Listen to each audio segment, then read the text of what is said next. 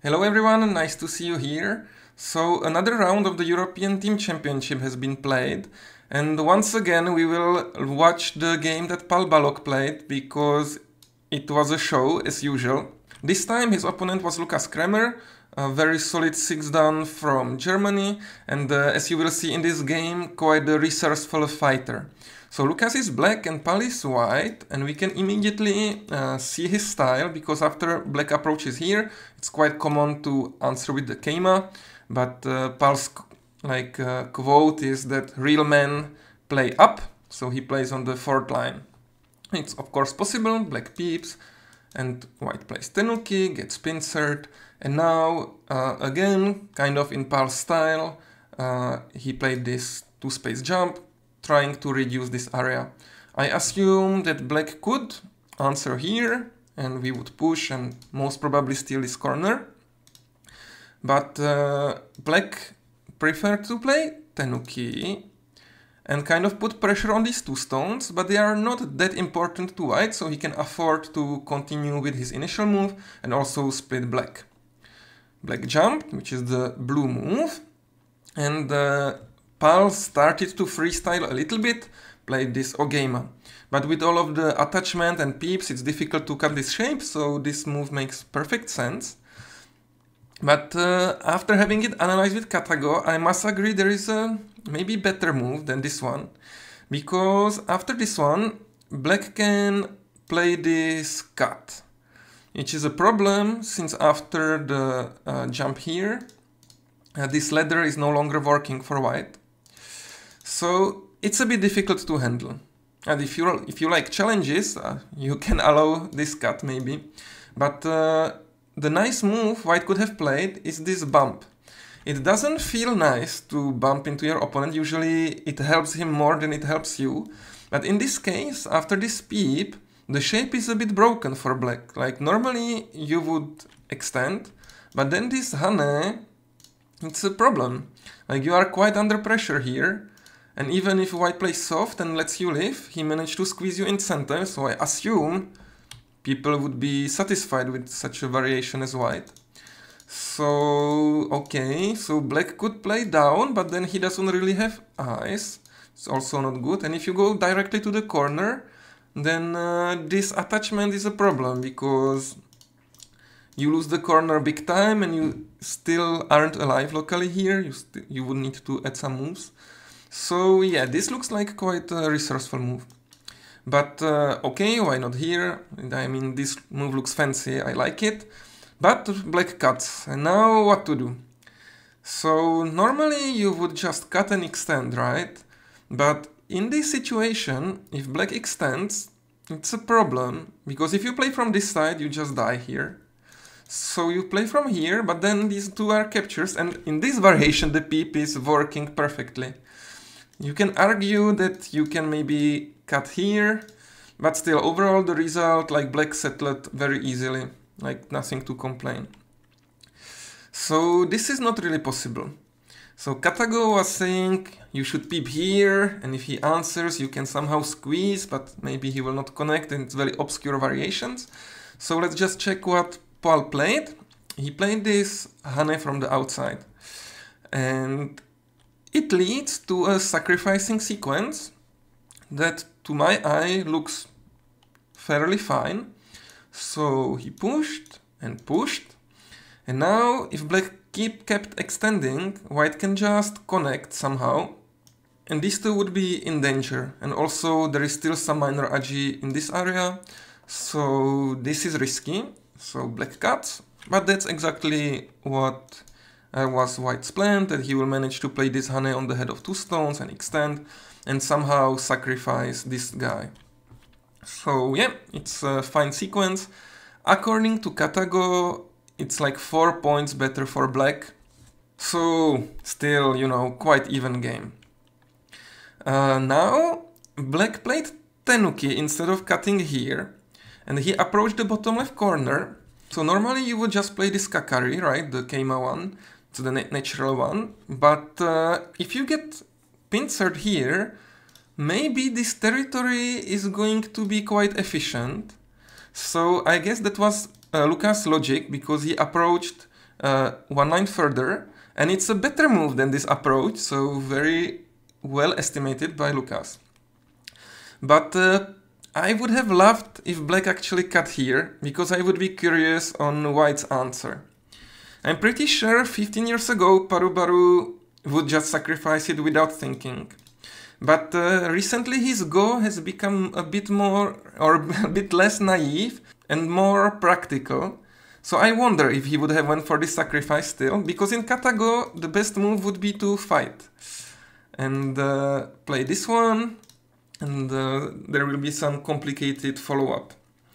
I would have been curious.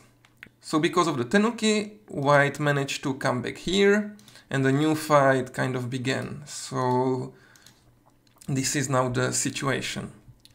You can try to think for yourself how you would solve this situation as black. The solution is quite easy, but a little unnatural. So what black could have done is just to play this Hane from the other side of his stones, because surprisingly, these black stones are now connected with either the left group or the right group, because if you just connect, you can descend, and it's AB, right? And if you descend, then this is center and you can cut. So this was the simplest, but Lucas' fighting spirit was quite high in this game, so he decided to send a message to Pal: I'm not just going to underconnect, I'm gonna kill you. And so quite a crazy fight began here. I don't really want to get into the details, it's not so important. So black blocked here, but now it's quite interesting, because in the game Pal just played this Sansan, kind of giving up on those 4 guys, but he had the opportunity to maybe play this one space jump. So usually when you play here, black will push, right, so that you don't gain so many liberties, but now white has quite a neat Tesuji. So maybe if you are around first queue, you can take a look at this. The Tesuji, of course, is to play this wedge now, because if black answers from this side, you will capture the 2 stones, and if he plays from the other side, he still has to connect here, and you have this clamp. So actually, to this jump, black cannot push, he has to play like this. Now suddenly white has more liberties with his group, and it can be quite tight semi, let's say. But okay, it didn't happen, white just played here, black answered, and now, if I remember correctly, Pal spent a long time thinking about the next move. And of course, you have many choices. You can try to squeeze somehow here, but it feels a bit like lame, like not enough, like too simple. Or you can try to exploit the Aji in the corner by peeping here, and most probably you will manage to live with these stones somehow. So this is the other choice. Or you can play the biggest Honte on the planet and just leave it, you know, keep the Aji for the future generations, and play this Tiger Mouse, which is what Pal did. And again, the amount of self-discipline you have to, you know, you first make sacrifice here, then you sacrifice these 4 stones. Now you could look into the corner, but you are like, no, there is time. It's quite amazing. I really like this move a lot. And black protects. But still, there is a lot of Aji, as you will see later. And of course, if black protected in some kind of lame way like this, then white would squeeze in center and he would be happy. So yeah, quite interesting. So the game is about even now, and white played this pincer, which is natural, trying to use his wall, right? Black attached and white extended. So if I were playing this game, now I would simply jump. It feels like a nice move, and it feels like a good move, because it's like reducing this potential quite nicely and you are not in imminent danger. But Lucas is crazy, or maybe he can read quite deeply, because he decided to play this push. Of course, if white answers, this is like ecstasy exchange for black. You are so happy to get this in center. So the plan is clear, but this will never happen. White cut and extend it. And the following sequence is quite even, like black extends, white plays Keima, black plays the vital point, and black extends. So now these guys are a bit in a danger, they don't have so many liberties, so white has to push 2 times. Then he cuts black and sacrifices another layer of his stone, these 3 guys. This sequence is about even, because white gained a lot of territory, but white become really thicker, but black has Sente to settle these 2 stones. So overall it's playable. Black attached, white blocked, and maybe you would expect this type of move. It's more common, but black decided to cut and try to create Sabaki this way, and the game continues. So here I expected white to simply play this Atari and extend, and I think if something like this happens, something like this will be the result. And it feels like you made quite a lot of territory and you are still developing your Moyo, but maybe Pal thought it's too easy for black to settle, so he just extended, which is the general rule of thumb, let's say, but then black managed to pull back and jump, and also his group is quite fine. But it's playable. White made this exchange in Sente, approached the corner, and quite logically white went to play this small avalanche Joseki. White extended, black pushed, played the Keima, this is the Joseki, and white came back to the bottom left corner, kind of building his framework. So till now the game was quite balanced, let's say, even the trades were making sense, but I think now black is gonna push a bit too far. Like, in this situation, just jumping here looks natural. There is this saying, like, the fight between 2 brothers, you have one son here, and your other son is there, so if you start to feed this guy gets less food, you know, they limit each other. So this jump looks normal. But black decided to play this vital point and try to make this shape heavy. I feel it's too much. Of course, if you answer here, it's happiness, but nobody's gonna do that. White just answered, and so suddenly this son get really fed, and black creates another weak group, so it feels like too much. But actually, Lucas had a genius plan, which you will witness in the next move. So he connected, tries to take care of the group. Okay, this is Sente, and now plays this peep, threatening to cut white here.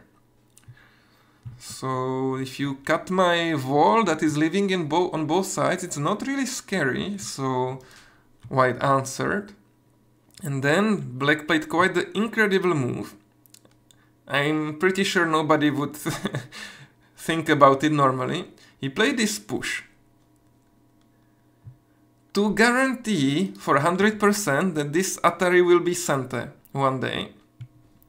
Okay, so maybe some quite deep reading. So he cut, white squeezed, and white played this Atari. So now if black just connects, white will play here. So if at this point, if black went to cut to try to capture this top group, it's a ladder that's working for white. So black can't do this. Actually, already now there is something slightly working for black. Like if white blocks, black will play this Atari, but now you have a problem with this cut, right? So maybe you can squeeze, which is fine, you will manage to squeeze, but you need to come back to connect, and then you get this in Sente, and you manage to capture these 4 stones. But still, this would be a losing sequence, because you capture these 4 in Gote, and white managed to build all of the Moyo, which is bigger. But so there is some Aji. Alright, so now black played this vital point, okay, trying to help the group, it makes sense. It very patiently answers in the corner, daring white to attack him. So white tries to make it as big as possible, the attack. Peep connect, and cuts, which is all fairly natural. Black connects, and white goes to cut because, let's not forget, here we may have a potential problem, so you need to protect it. Captures the 2 stones, and black plays this peep, which is basically like Miai between, okay, if you block from this side, then I will manage to run away here, and it's going to be some really crazy fight in this location. So for that reason, white protects, but that means that this ladder was broken. So black came back to connect and cut, and suddenly these guys are captured. So this crazy plan did really work. Next, what to do? So you die, so let's sacrifice it, right? And white sacrificed in the following fashion. He played this Atari, Atari, Atari, and played here. Just sacrifice another layer and is attacking the bottom group. But with this sequence, the game became completely even again. It looks like white had a better option of sacrificing if he drove the stones to the other side, like this.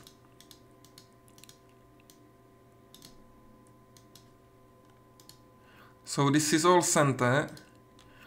And then if white extends, the squeeze is quite hermetic, and now there is no agi in this area. Black would not manage to live with these stones, and white would be quite comfortably ahead despite sacrificing everything that was attacked. But in this way, it's a little more tricky, because there is a lot of agi with this Atari and this move, for instance. So yeah. Anyway, black played here, looking like he is planning on sacrificing. And lives in the corner. And now, arguably, if there was no agi in the top right, black would be slightly ahead, because he captured quite a lot. But this is the moment for this stone to shine, because Pal went to play this peep. And this peep just works, it's not possible to stop it, so either white will just live easily, or you can try to resist it, like in the game.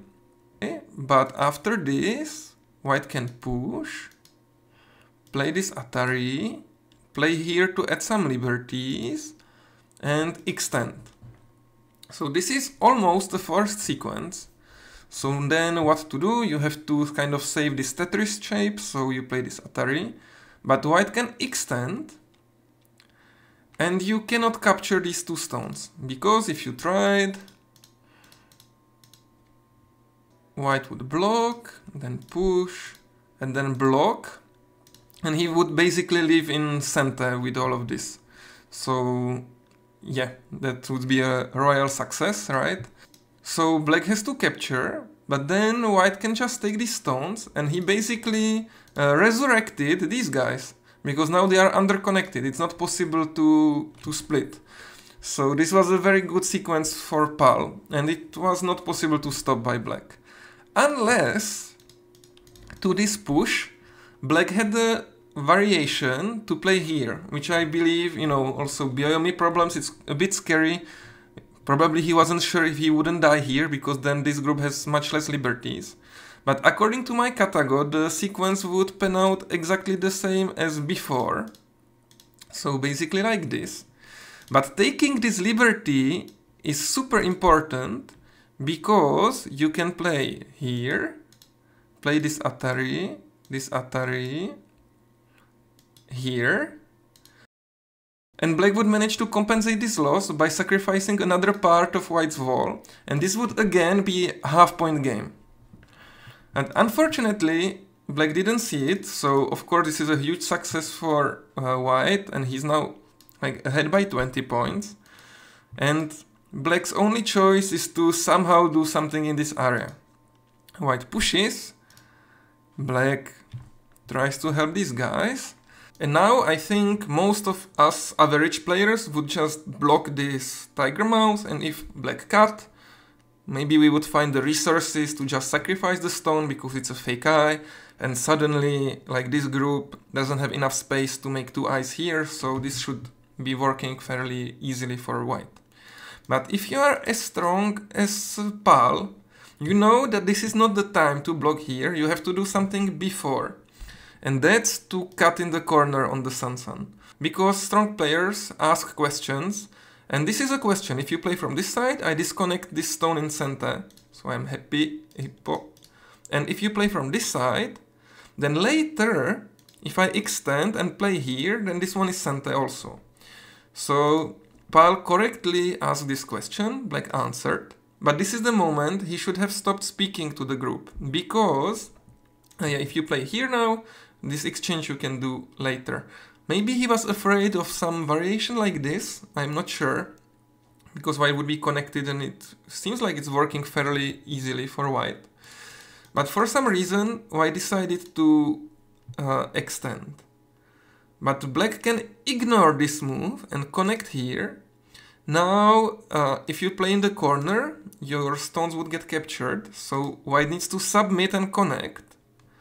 Alright, now black comes back to the corner and white disconnects, but black managed to make this exchange for disconnection, which normally he didn't have the right to do. So this speaking contest actually backfired for white, and a one game can now be lost. But of course in Biomi it's very hard to live here. The blue move, which would probably lead to victory, is this one space jump. Because you need to realize that if black captures this stone, this automatically becomes an eye. It's not possible to break it. So if you play here, white has to connect. Then black can jump and make an eye on the bottom. And if white tries to kill black, he has to do some hardcore variation like this.